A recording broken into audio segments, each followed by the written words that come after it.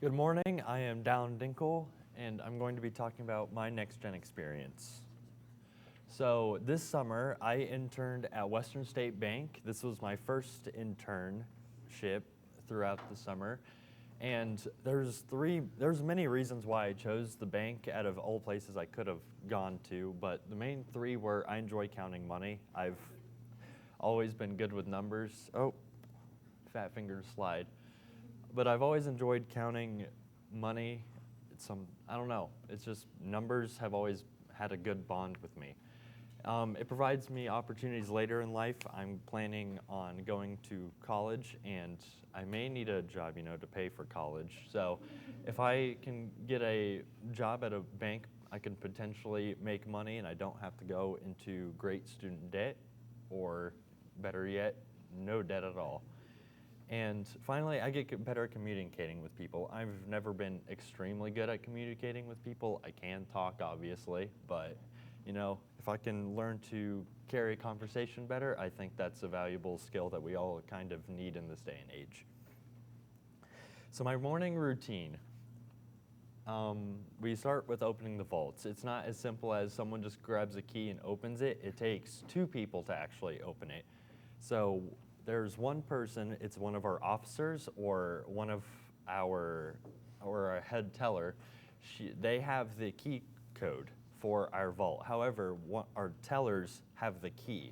It takes two because otherwise it can lead to embezzlement, and it's more secure with two people opening a vault and two people making sure that it's open rather than one person who can take the money out and people may not know.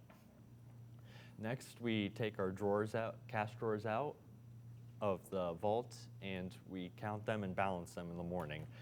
We balance them from the previous day as well, because otherwise, if we're off, we need to find out why, because that can hurt you later down the line, especially as we get bonuses for staying balanced for a whole month. You get like a $200 bonus just for being balanced and not messing up during that month.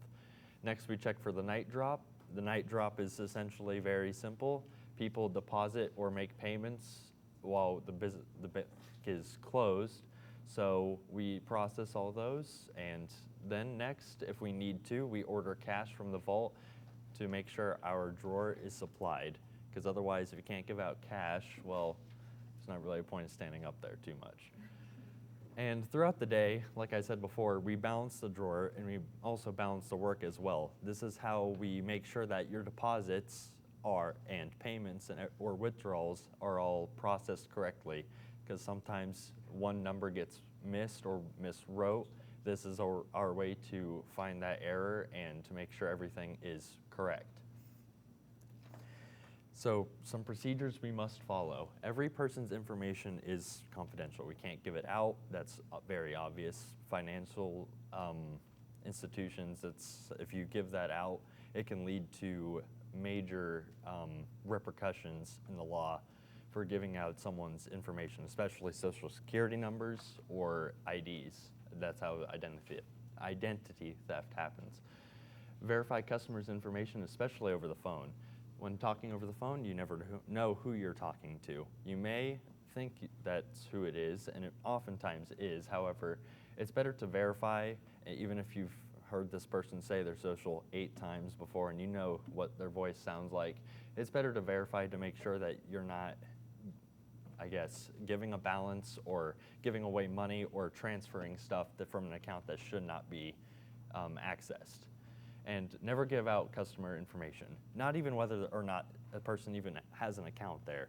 That is that person's business. If you want to know how much money or if they even have an account at that bank, the best person to ask is that person. Don't ask the bank, because they probably will not give that out.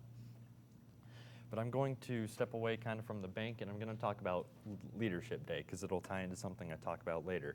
So Leadership Day, our main theme was building up your community. I gave the definition of community, and I felt like number 2, a feeling of fellowship with others as a result of common attitudes, interests, and goals.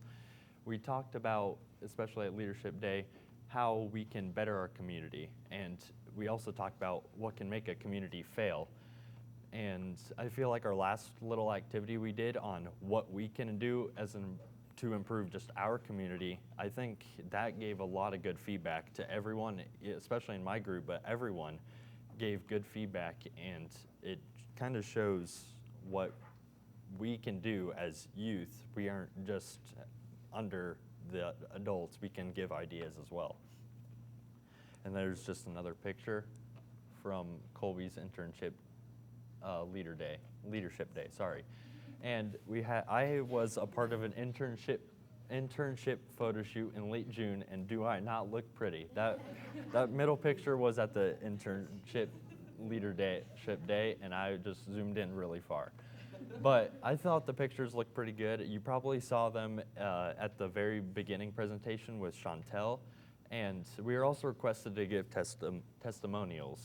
So my testimonial was kind of just along the lines of, you should tell your friends, tell other people to do the internship, because you kind of really don't know the opportunity, and sometimes it's better to take an opportunity while you're young, because sometimes you miss it out on it when you're older. So if you take it while you're young, the experience, it won't hurt you too bad. And so talking about the St. Francis community, after that leadership day, I did kind of start to notice how our community is actually kind of improving.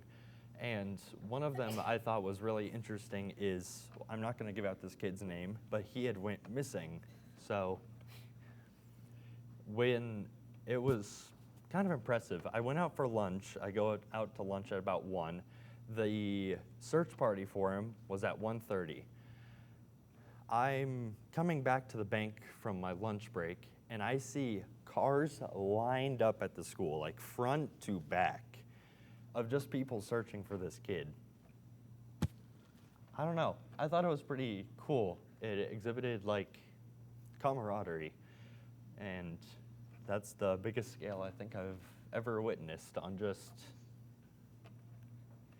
people cared about that kid. So, sorry, what have I learned? The process of working and balancing at a bank, making sure that money is right, because otherwise you get a phone call and you don't like that phone call. I've not had to deal with that phone call, so I'm okay. It is important to maintain confidentiality. It's kind of like keeping a really big secret. You don't really want to give that out. So, and that's kind of just why is it important.